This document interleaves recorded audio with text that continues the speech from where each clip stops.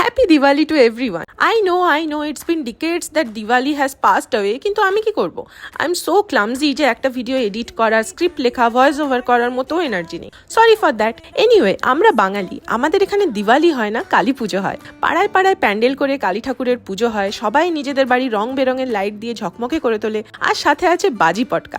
কত রকমের যে বাজি হয়, তারাবাজি, রসবাতি, তুবড়ি, চরকি, চটপটি, আর বোমগুলো তো আরও খতরনাক।